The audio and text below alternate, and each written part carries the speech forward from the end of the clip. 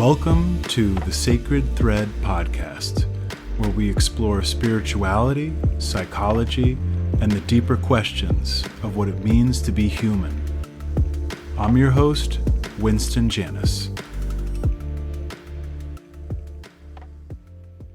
Welcome back to the Sacred Thread podcast. Today, I'm joined by someone who's not only a dear friend, but also a fellow traveler on the mindfulness path. Jimmy Warden, who some of you may know through his Substack newsletter, Modern Mindfulness, is a certified mindfulness meditation teacher, former elementary school teacher, and collegiate lacrosse coach. Jimmy and I met through the Mindfulness Meditation Teacher Certification Program that was facilitated by Jack Kornfield and Tara Brock. And we were both in the same cohort and graduated together earlier just this year. Jimmy, welcome. I'm glad you could join me on the podcast. Thank you, Winston. Really appreciate you having me here. It's very kind of you and super excited to chat about something that we love. Yeah, hopefully it'll be a fun conversation. We could go in so many different directions, obviously. I'm curious to ask about your background, the writing projects and things like that you're working on and various things, but maybe just even giving a little bit of background for, whoever might be listening to this in terms of what got you kind of started on this path, what got you interested in the whole practice of mindfulness.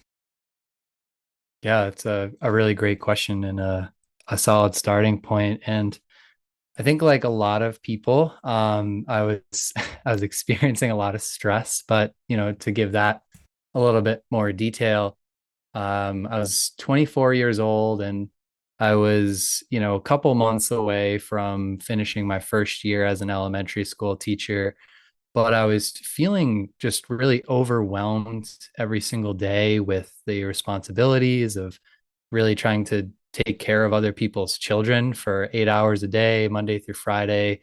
I was also coaching some basketball on the side. And so I was constantly go, go, go. I rarely had downtime. And when I did have downtime, I wasn't really using it very effectively. A lot of numbing through, food, social media, things of that nature. And I kind of just reached a breaking point where I knew something had to change. That night in my living room, I was sobbing and just kind of really not sure what I was going to do with my life. But that next morning, I at least made a vow to myself that I was going to start taking care of myself in a much more healthy way. And part of that was actually listening to podcasts. And so one podcast actually ignited the flame and kind of lit the spark from my mindfulness journey, in that it had an advertisement for Headspace, the meditation app. And so I actually started using the Headspace app back in, I think it was May of 2018. And then from there, it kind of snowballed, where I started reading mindfulness related books, Thich Nhat Hanh, Jon Kabat-Zinn, Jack Kornfield as well.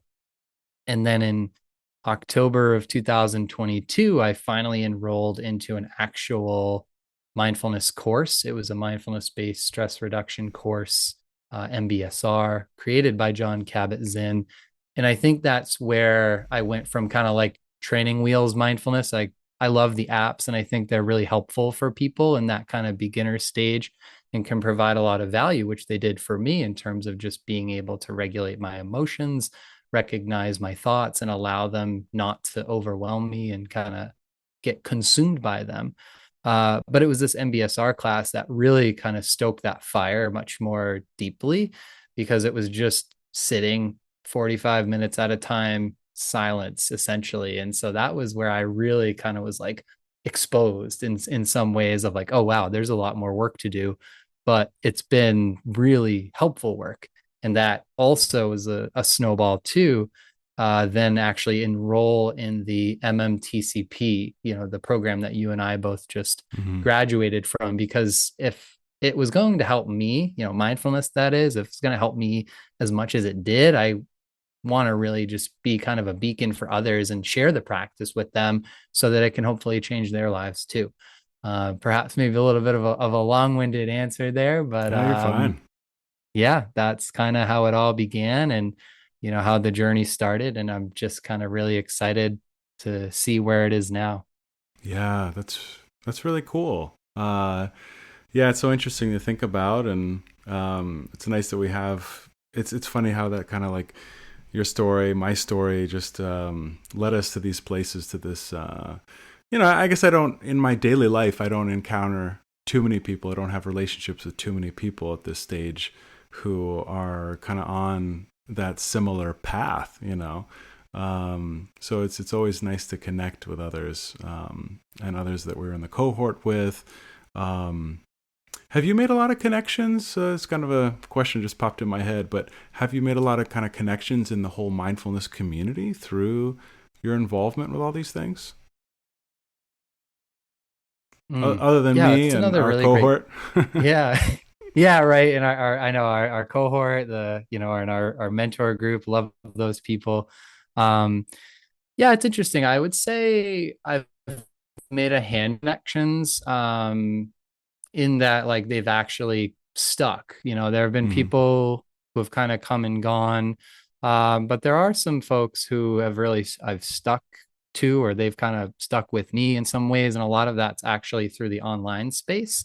Um, there's a couple of teachers in mind who I've crossed paths with, and they've actually invited me to teach at their facilities. I haven't taken them up on that offer yet. And those are actually some local folks in Northfield, Vermont, just about 20 minutes away from where I am in Barrie, Vermont. Um, Cool. and so that's been really, really wonderful.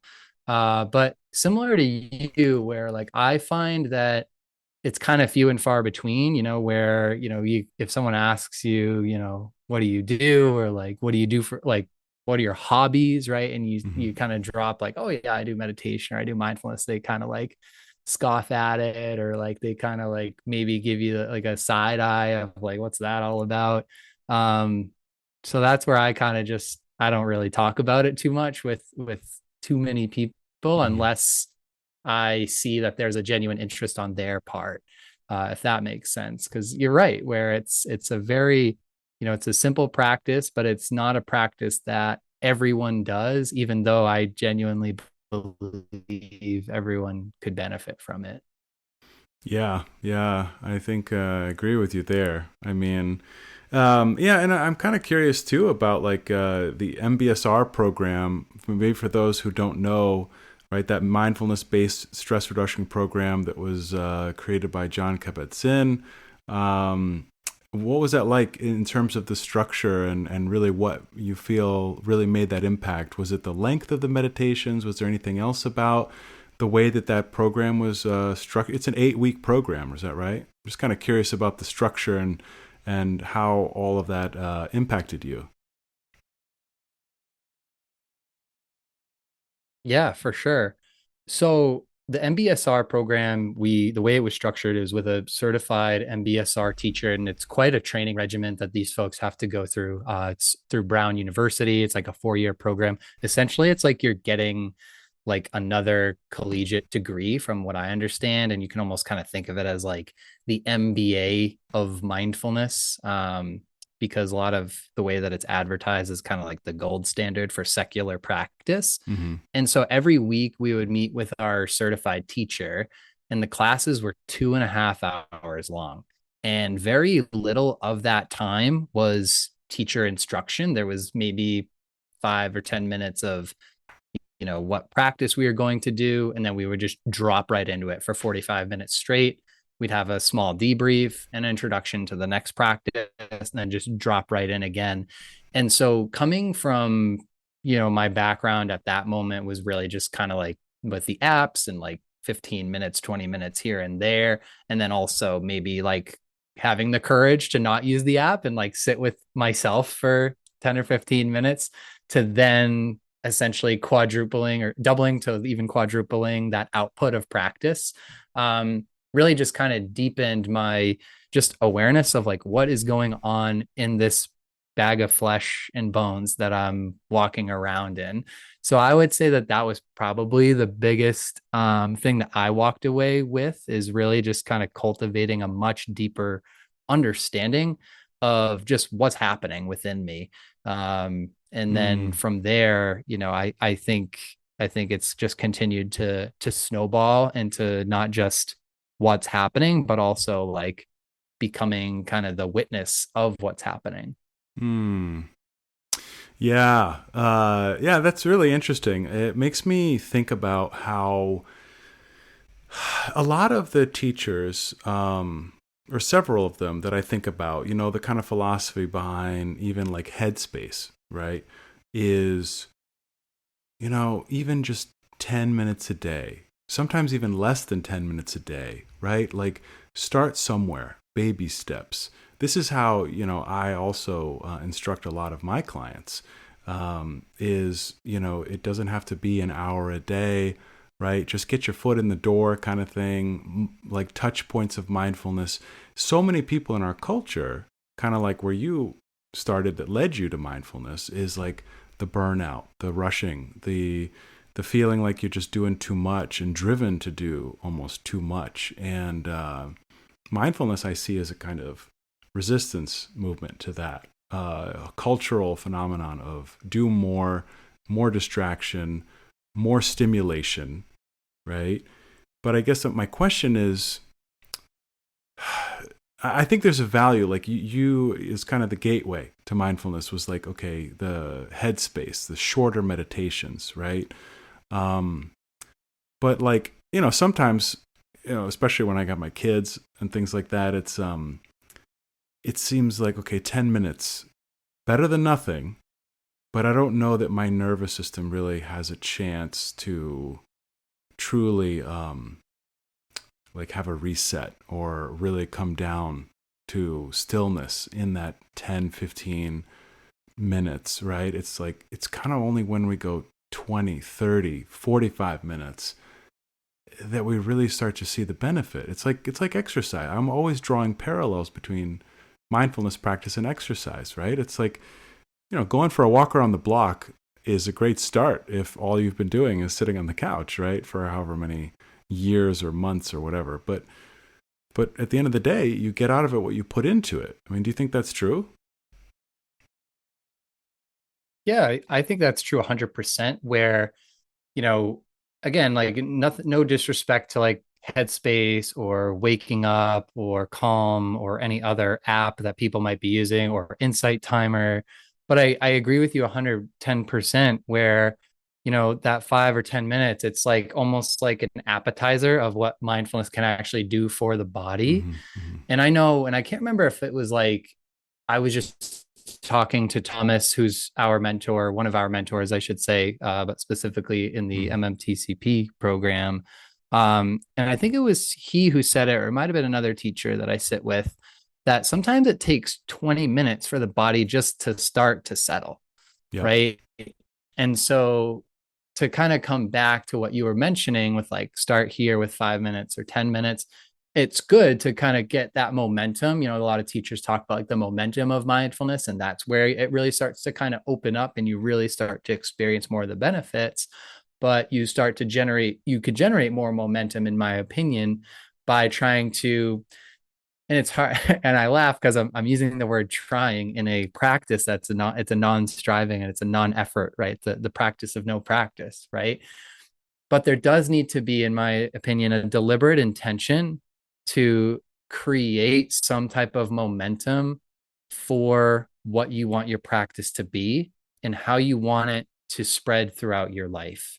Because that's really the kind of golden nugget there, is that once you start to really generate this momentum and you cultivate much more of that awareness of not just the body that you're in, but the intricacies of your mind, that's when, when you show up in daily life, mindfulness, you don't have to practice it. And it's really, it arises on its own. And you can use the tools and the skills that you've built through your formal practice to then just essentially be a more effective person in your day-to-day living. And you can use that word effective in label it however you want, really. Okay. So maybe like to get even clearer or more specific, it's like, so like, if you, because I know you have some like mindfulness coaching clients, like you're teaching, right? You have a group you facilitate, which, it'd be great to hear more about that and how you got into that, or how you structure or lead that, or Mm-hmm. but just so if you have somebody, right? Because I can relate to this in a way. Like, we're all trying to do more and more and more. You're trying to get ahead. We're trying to make time for everything that feels so urgent and so important, right? Time with our kids, time exercising, time reading new books, like time catching up on shows we want to, it's like the list is pretty infinite.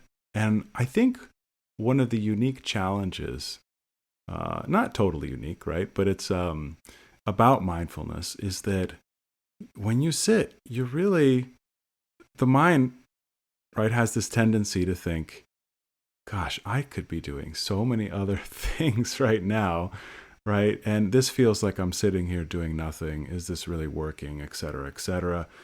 I think a lot of times people are confronted with those thoughts, right? And so, how would you work with a person, right, that maybe comes with that like mentality of, I'll give this 10 minutes a day, right? But I just don't feel like I can commit more of my time to it than that, right? Um, Mm. if that makes sense. How would you work with such a person that maybe wants to reap more benefits from mindfulness, maybe wishes they could devote more time to it, but it sort of feels like they can't, is 10 minutes Mm. enough, right? Yeah. And that's a really terrific question. And honestly, that's something that I've worked with several clients on. They've come to me and they say, I only have this much time a day to dedicate to formal practice. Sometimes it's 10 minutes, sometimes it's only even 5 minutes. And so I think what I've done with those clients specifically, first and foremost, is, just trying to help them recognize those opportunities for practice in daily life. So one specific skill that people learn and they build through mindfulness practice that might be in correlation or relation to this concept of thinking that we always need to be doing something to be deemed quote unquote productive, right? That's really just a thought. It's really just an idea. And then you have a choice of how much energy you want to invest in that. And then also you have a choice of whether or not you want to continue to be pulled forward into action by that thought.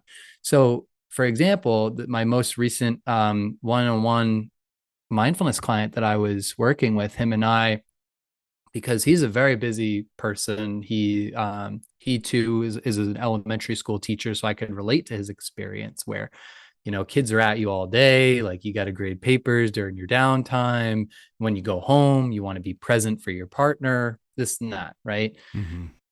And so basically I kind of gave him the challenge, or kind of gave him the invitation, really, is kind of more I would like to phrase it, to just notice when your mind is pulling you forward, essentially like going to your to-do list.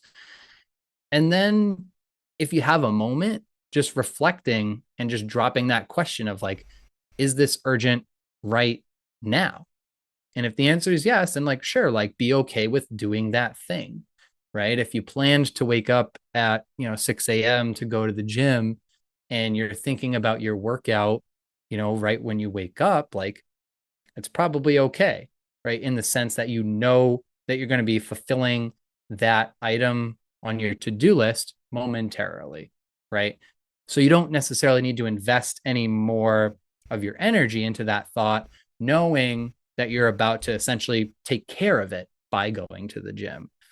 Let's say, for example, he has an evaluation. This is actually something that was coming up for him. He had an evaluation coming up on, I believe it was like a Thursday. His principal is going to observe him teach. And on, Sunday, he had a wedding shower with his fiance at the time. And he started thinking about preparing for that lesson that he had to teach in front of the principal on Thursday. But because he was able to essentially notice that he was going down that path of constantly thinking about what was going to be happening on Thursday and thinking about all of the preparation he still had to do between that Sunday that he was at the shower and when he had to execute that lesson, he could just let that go. Right. And that's one of the attitudes that John Kabat-Zinn discusses. He has like 9 different attitudes of mindfulness, and one of them is the attitude of letting go. And many teachers speak about that. Whereas oftentimes we get so bogged down in like thinking, as you mentioned, like thinking, but not just thinking, but believing everything is so urgent that we like clamp down and we like hang on to it really tight. And it just creates this not just bodily tension, but also this mental tension and fixation of like, I have to do this thing right now. Whereas if you're able to simply note that it's an idea and that you also have a conscious choice to either follow through on that or simply let it go, is really the freedom and liberation I think a lot of people are looking for. And quite frankly, you don't really even have to be sitting on the cushion for an hour a day to actually fulfill that, because of those moments are happening over and over again throughout the day. But the reason why the formal practice is so helpful to help cultivate the letting go experience in daily life is because you're constantly letting go on the cushion, right? To kind of use your analogy with, exercise or like an athlete, for example, right? I work with athletes a lot, and it's like, to kind of relate it to mindfulness, it's like the formal practice, the formal sitting, the formal walking, that's your practice. And then game time, I'm using air quotes here, is daily life. Right, right. That makes sense. So kind of like part of what you're saying, I think, is right, because I have clients too, which will say, okay, I want to maybe get better at letting go, but I don't know how to do that. How do I let go? Right. And I think what I hear you saying is, well, that you practice that when you sit, right? Because you're okay, let me let go of this thought, let me allow this feeling to pass and come back to my breath or whatever anchor, and it's that repeated practice of, oh, this is what it feels like to let go, about coming back over and over again to that present moment awareness of the breath. Does that sound right?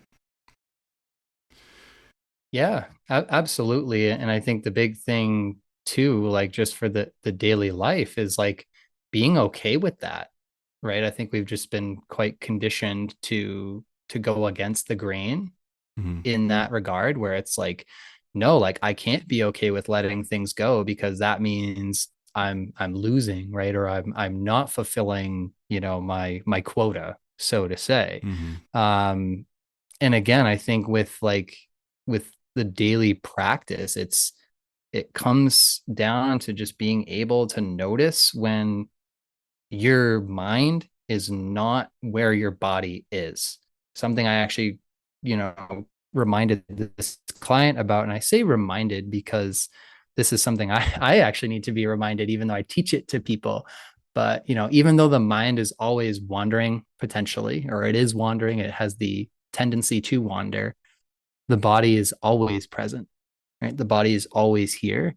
And so if we can continue to come back to the body and recognize what's happening in the body, especially when our mind gets stirred up, it kind of just manifests the letting go process where it's like, oh, notice mind gone, come back to the body. And oftentimes there's that correlation between thinking mind, tense body. And so bringing the awareness from the thought to then the body, you can have a physical release, a physical letting go of that body tension, which then allows the mind to let go of that thought or that compulsion or that fixation to pursue something. Yeah, yeah. I mean, that all makes sense, and I don't know. It does make me think of, like, though, for example, like, there's always a story. We talk about this, right? Like, there's a story that is attached to the feeling. It's the mind is telling a story about it. Like, to give you a example, right? Like, I'm busy like most people I know are very busy, and things like this podcast. It's just just kind of a side project, a hobby, whatever you want to call it.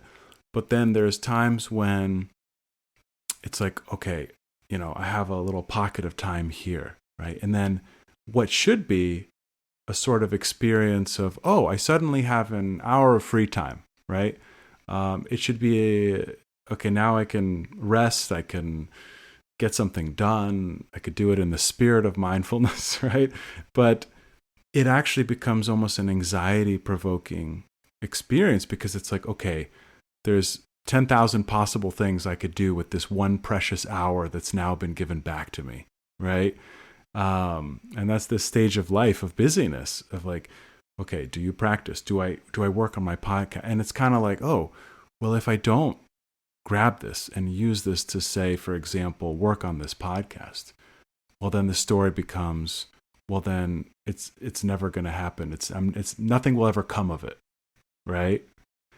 And maybe an aside with one thing that I've noticed with myself that can be a struggle is that it seems as though maybe there's a lot, but probably is more beneath the surface I'm not detecting, but that it seems as though the mind can be relatively calm or starting to settle, but the body doesn't. Actually, sometimes that seems to be the reverse too. Like I enjoy taking naps when I can. That actually is a sort of way of being able to reset sometimes in the middle of the day to be able to get through the end of the day, right? But I have noticed that experience as well. Lying down for a nap, not falling asleep, right? The mind actually keeps on going and going and going, but the body, right, when it's laying flat, eyes closed, begins to settle. I can feel tension begin to dissolve and the body begins to relax, even if sometimes the mind almost never seems to slow down. I don't know. I mean, I'm kind of just thinking out loud here. When in the earlier stages of thinking about putting this podcast together, it was like I like that idea of this idea of practicing out loud, right?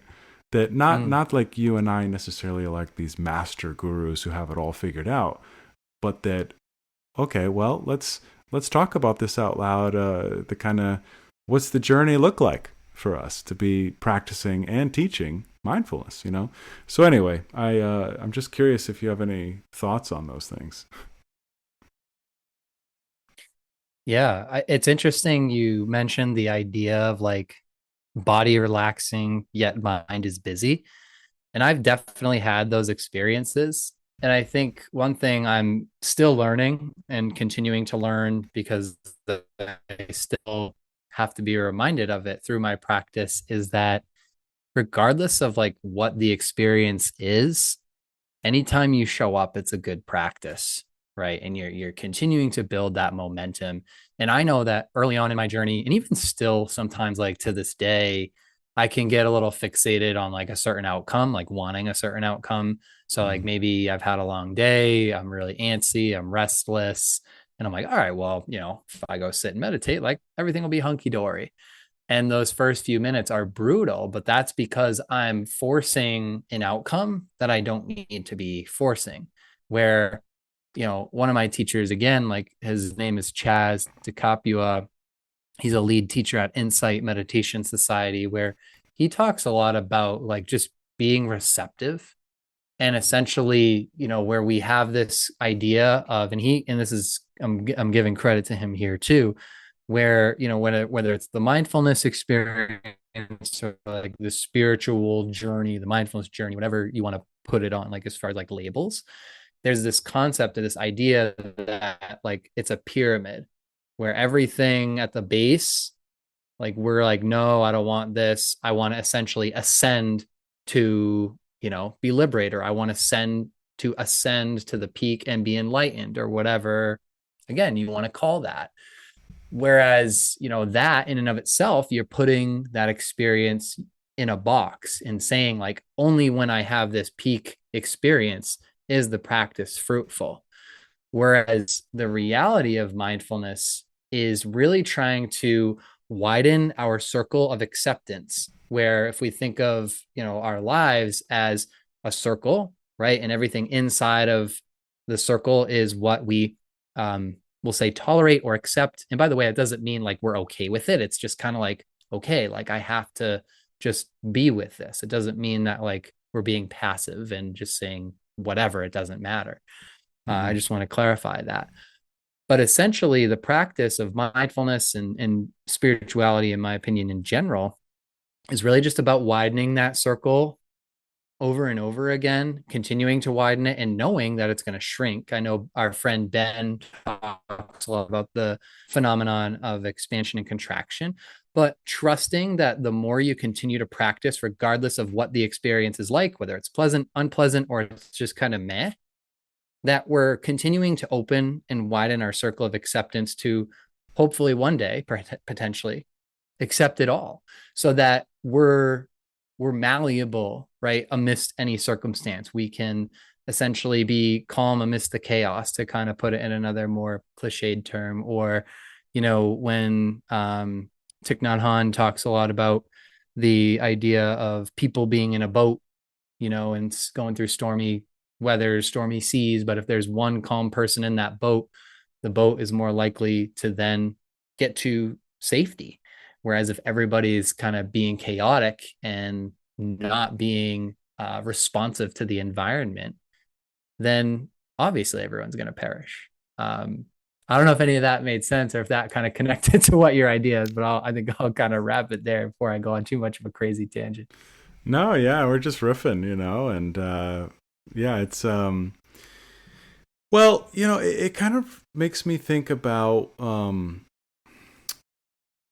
like John Kabat-Zinn said that I think at one point he said like walking meditation is just as good as sitting, right?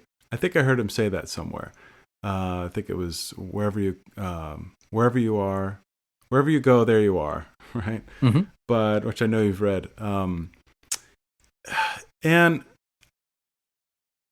I think like you were saying, we expect, like you earlier in what you were just saying, we have certain expectations about what are we supposed to get out of the practice, or what it's supposed to, how it's supposed to make us feel, what it's supposed to do for us. And I sometimes have found that thought, right? If like, okay, if I'm walking, is that as good as sitting, right? Or like, I got a couple cats, and I'll be like sitting in meditation, and the cat will just like come up and sit in my lap, and then I'll be petting the cat, and I'm like, okay, does this still count as meditation because I'm petting the cat now? You know what I mean? But like part of me thinks, yeah, like why, I found it very liberating the times I've heard like Jack or Tara, right, or others talk about like not having too much rigidity around the practice, and kind of being a little bit more flexible about what it looks like, and how it almost makes me think of like Jack Kornfield saying, when you achieve like that one pointed concentration, it's actually a very relaxed thing. It's not like a grit your fist in your teeth and you're like laser focusing. That when you achieve it, it's actually kind of just this more relaxed, focused attention, right? Which is a more sustainable kind of attention when you think about it, because you're not just mustering everything. I mean, I think, like you said, though, there is a place for effort within mindfulness practice, a place for discipline. I don't know where I'm going with this either, frankly, but you know. Well, I think, I guess maybe the only thing I would like to add maybe to that, and, I think it is important that we don't necessarily, as practitioners, not just like you and me, but anybody out there who is practicing also, who is maybe wanting to practice, Hmm. it's similar to just that idea in life, where it's like you don't need to necessarily compare your life to others. Like similarly, like you don't need to compare your practice to others, where if there's something that you find to be beneficial, so like for example, if you're petting your cat, like, dude, that's just like a straight up like real life loving kindness experience, right? And just like melt into that. Like, and I know that's something that I've tried to do, and I have done, and I would encourage anybody out there to try it. Like your pet um is a being that just kind of creates that feeling of connectedness. And maybe if that is what you're seeking in your practice, you're more likely going to experience that by actually connecting with others rather than like sitting in silence like by yourself. So I Hmm. guess like the one sentence kind of summary of that is like, make your practice your own. I love that. Yeah, because it is a common question I'll get from people in my therapy thing practice, like that I hear, like, does this count? Am I doing it right? Those Mm. kind of two questions. Does this count? Or that perpetual feeling that we all, as beginners, are faced with. Am I doing this right? And it seems so subjective and so uncertain a lot of times. Am I doing this right? So I think your answer kind of speaks to that and says, yeah, because it reminds me when we look at like, Japanese poetry and Zen kind of different writings, right? That Mm. it's usually it'll be talking about observations in nature. The way that the grass wiggles in the wind. And seeing all those haikus, right? That kind of come out of this um, Zen or mindfulness type of consciousness. It's usually about, yeah, okay, I'm here just petting the cat, and that's all that's happening, and that, in some sense, is a miraculous and mind blowing thing, right? Mm. That it's like I was having this conversation with my kids because it's it's kind of like, what's the next thing? Can we go to Disney World next? Can we have a Mm-hmm. cake next? Can we go Yeah. watch a fun movie? Uh, what can we do next that's going to be super fun? And I'm like, oh my gosh, we're all kind of dopamine addicts, right? Like, it's not just my kids, it's all of it. Okay, the phone. What's the next thing we're going to scroll to? What's the next show we're going to watch, right? We're looking for that stimulation in a way that is simultaneously burning us out and overwhelming us. And what happened to, like, check out that cloud? How far out is that? As Alan Watts or somebody would say, right? Like, Oh, we all know that as kids. We're like, whoa, look at the washing machine go. It's like the little things, yeah. and then we just all the next thing you know, now they're just like, oh, I'm bored. Can we just go like play some video games? And it's like, I love video games too, but it's like, what happened to just like listening to the wind in the trees? you know, Mm. it all gets lost. Yeah.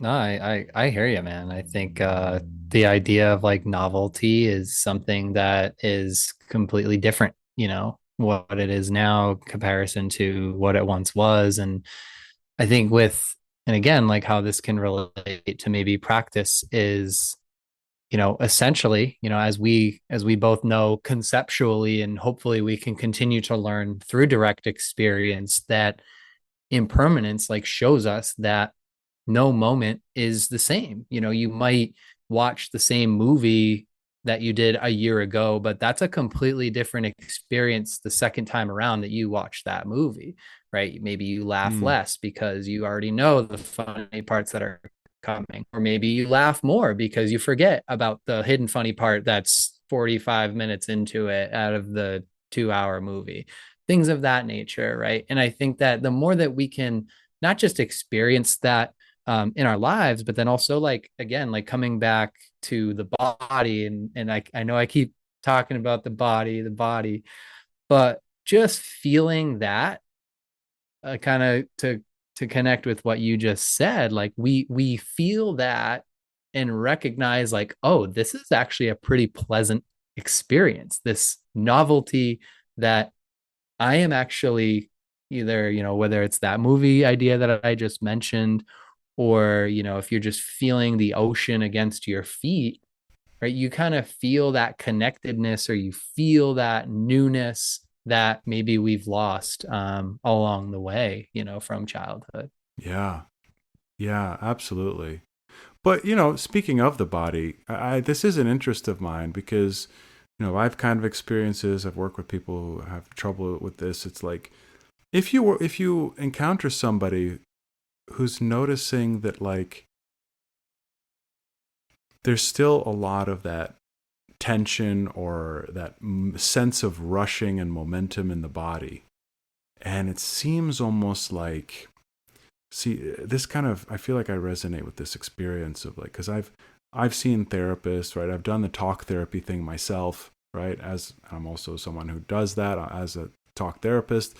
I think more and more we're seeing like these kind of other practices that are becoming more important, embodied practices, yoga, kind of things that can actually affect our nervous system, right? A sort of like a bottom up approach rather than, if you think about talk therapy as almost like a top down, where it's like the intellect. We're working with concepts and ideas and abstractions and stuff like that versus working with the body, right? But if somebody is struggling with a lot of that kind of physical, internal tension and disturbance and restlessness, I mean, what would your recommendation be? I mean, would you recommend sitting for longer periods? Would you recommend a different type of practice like walking meditation or yoga as opposed to sitting, or a combination of both? I don't know. I'm just curious how you might approach a problem like that. If somebody that feels like, yeah, I've kind of calmed my head down. I kind of logically, I know this stuff. Like logically, we know the concepts, but the body has not sort of caught up with the mind, so to speak. Yeah, a really great question there. I mean, my answer, for like the short answer always with questions like this, is it depends. Mm-hmm. Just like given the person and what they might be experiencing in their day-to-day life. Because I think that's a sign, and similar to you, where knowing you and the way that not just you teach mindfulness, but the way that you go about your professional practice, you want to be of best service to the people that you're working with. And so with that said comes the idea of differentiation, where you're not going to necessarily tell every person the same thing as far as like what can help them. You're going to make sure to differentiate based on Right. their set of circumstances. So, for somebody who, let's say there's someone, and I'm actually relating to like my direct experience when I notice like anxiety manifests, right? I notice that Mm. it's like pounding heart, clenched fists, maybe clenched jaw, tight shoulders. And so like a simple practice there, like something that I actually do myself, is I now, because I've practiced it, right, and I've labeled it, oh, this is anxiety, like I have that awareness and understanding of when it's here.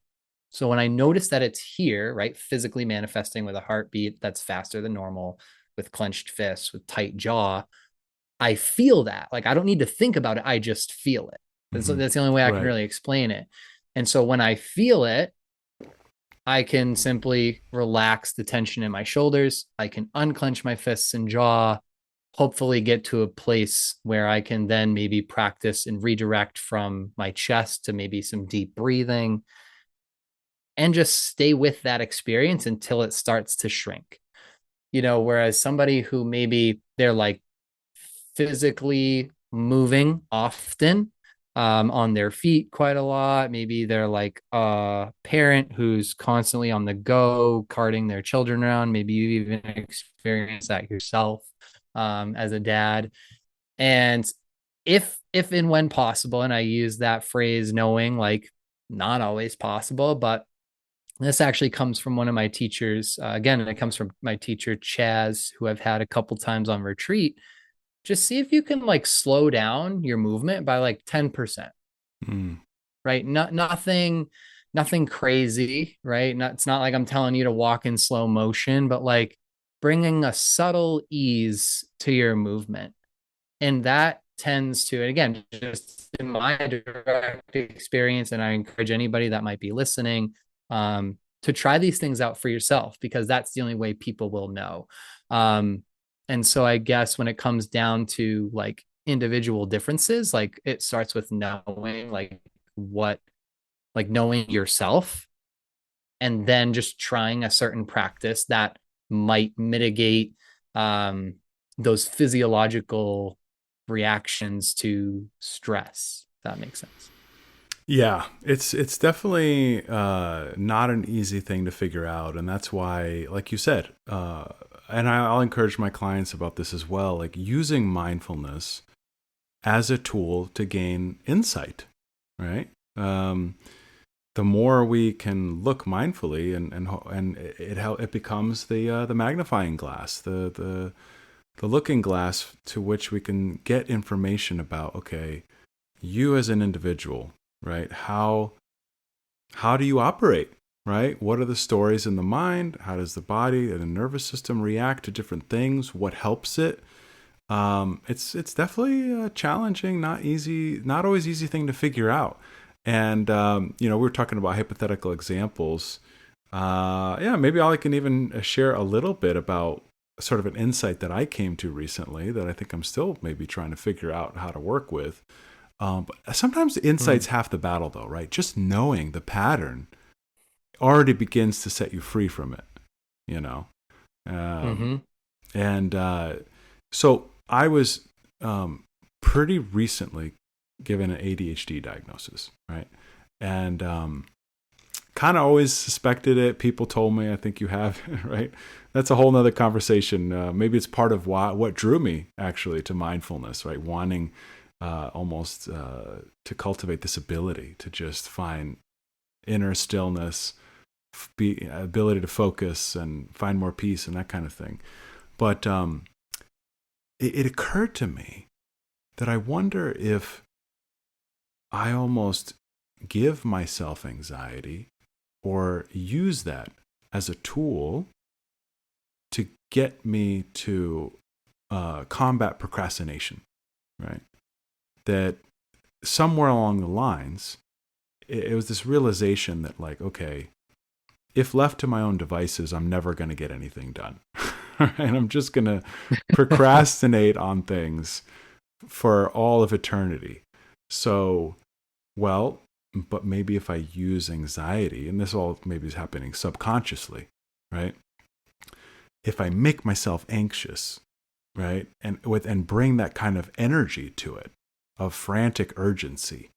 Maybe initially it happened because, the deadline is in 3 hours, right? And I got to rush around and get a college paper done or something like that, right? But eventually that just becomes habit energy, which, you wrote about recently in one of your Substack posts, this habit energy of, okay, here I'm using anxiety as a tool. And without that tool of that anxious habit energy of urgency, I'm just not going to get anything done. It's not going to happen, Or at least that's the story that's been there for a while. Whether it's true or not is a different thing, right? Yeah. And then I think an interesting thing to explore, maybe an invitation for you is just is that, right? Continue to explore that and recognize, like, is that true for you? And maybe it is. Some people say I work better under pressure, I work better with deadlines, and maybe that's true. And it is interesting though, because it does create a lot of energy. So I'm just curious, like, in addition to maybe like whether it's I know you're doing a lot of creative work now. I know you probably have a lot of, specific deadlines for your current job. I mean, is that something like that you find, like, when it comes to your habit energy, that it's like difficult to handle? Or do you feel like you've come to this place of like knowing that, okay, when this certain deadline, for lack of better terms, pops up, I'll allow this habit energy to arise and essentially just use that as a tool, as you mentioned? Like, do you find that that's like how you maybe use it with wisdom, whereas maybe in other cases it just kind of manifests and you wish you could use it or handle it, I should say, maybe a little bit differently. I don't know if I articulated that question well or not, but Well, I would say that I don't like it. So yeah. it's like it's not a pleasant experience to make myself anxious to try to get things done. Mm, And so I think I'm still kind of trying to make adjustments and figure out what's the best way to work with it. But I think I need a different yeah, strategy. I don't sure.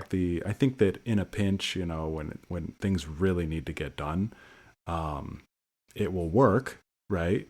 But I Hmm. don't think it's sustainable. I think it takes a toll on the body, on the mind, on the nervous system.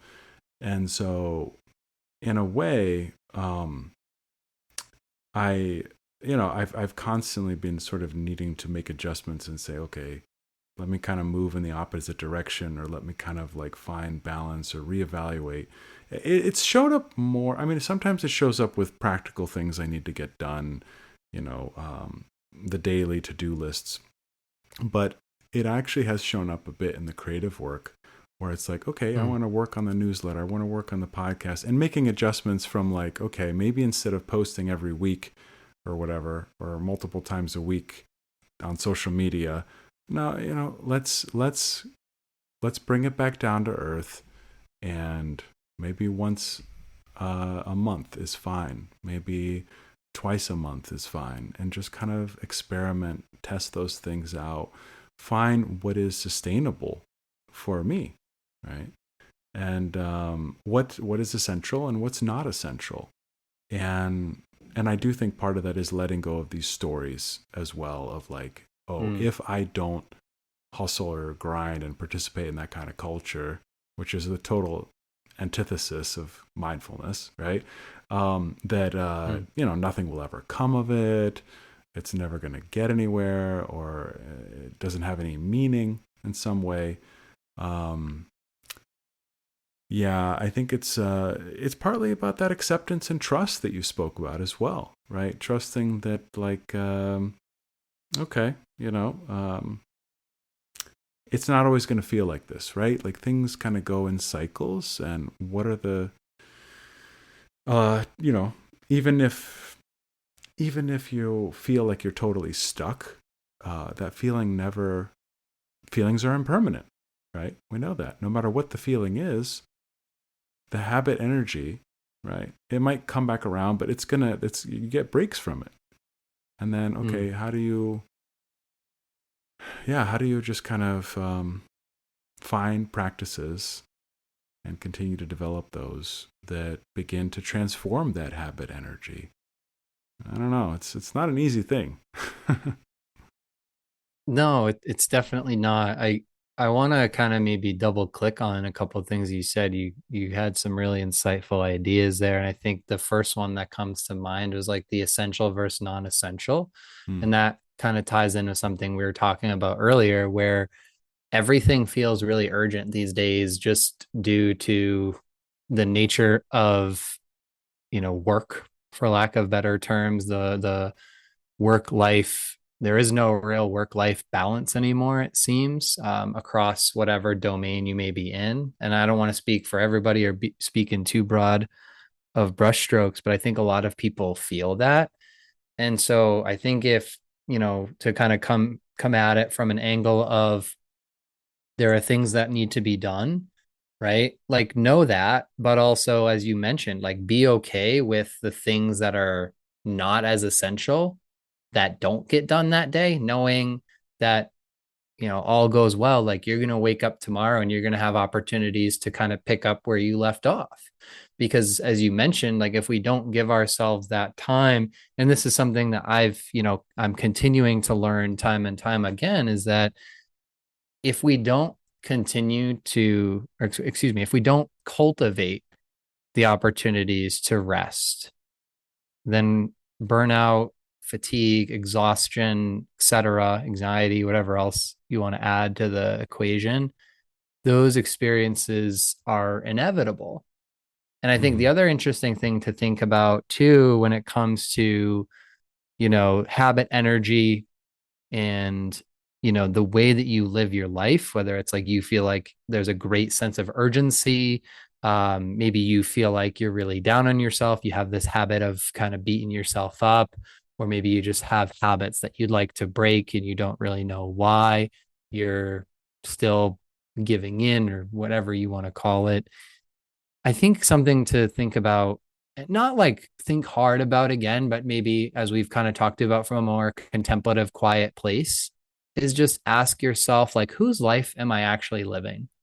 And this is a question that I like to ask myself when I find myself stuck, or I find myself maybe feeling a bit more fatigued than I usually do, because oftentimes, as you kind of alluded to, I'm listening to those voices in my head and it's like, oh wait, are these voices actually like things that I would say, or are these voices and these stories that I'm believing simply conditioning from other people?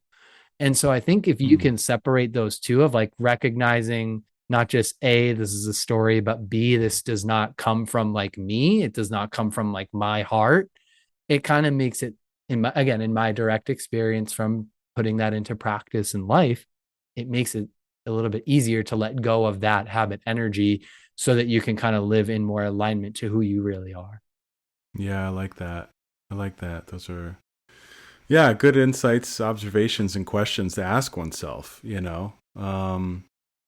because yeah, the pervasive thing, I think, right, it's about partly how are we talking to ourselves? How are we using thought as an instrument to infuse our lives with more peace and mindfulness, um, and to challenge the stories that are not necessarily productive, that might even be harmful.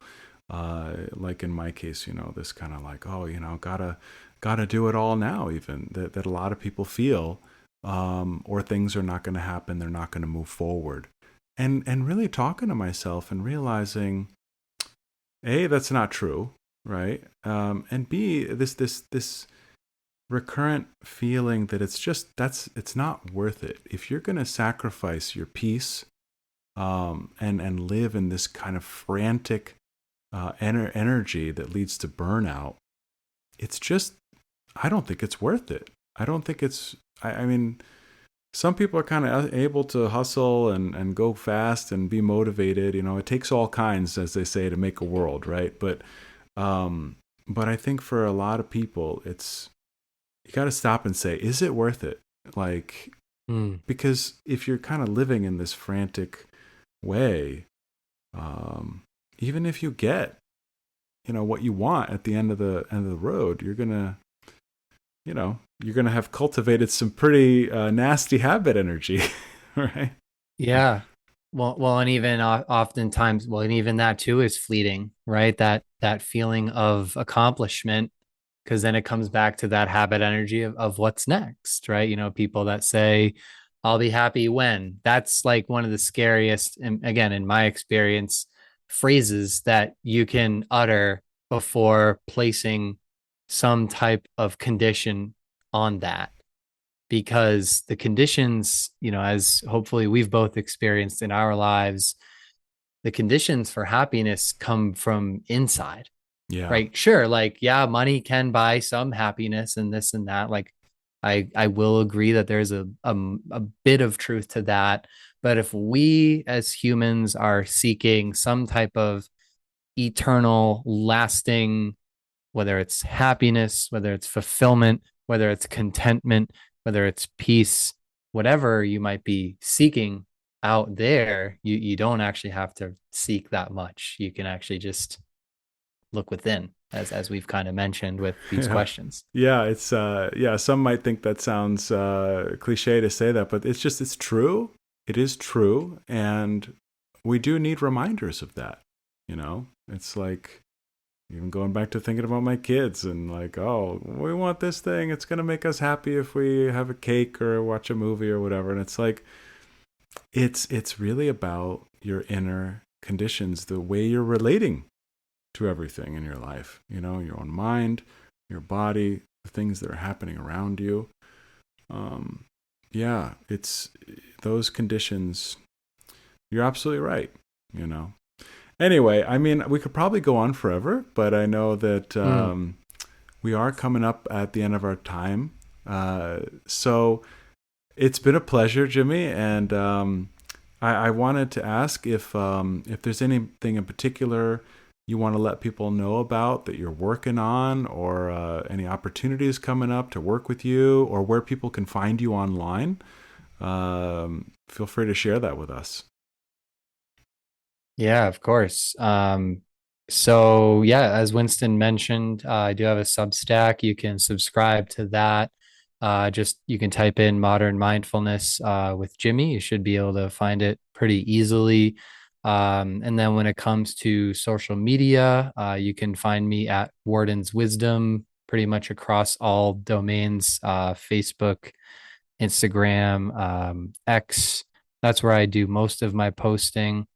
And then I'm hoping to actually launch a Foundations of Mindfulness course August 9th. There'll be more that I'll be sharing. I'm still kind of, as you mentioned, like working on kind of the back end of things as far as putting the course together and the materials and things of that nature. Um, but that aside, I also want to encourage people to make sure that they're checking your material out. It's stuff that I read every time you're posting because it always seems to strike a deep chord. And I'm not just saying that, because we're friends. I do sincerely mean that.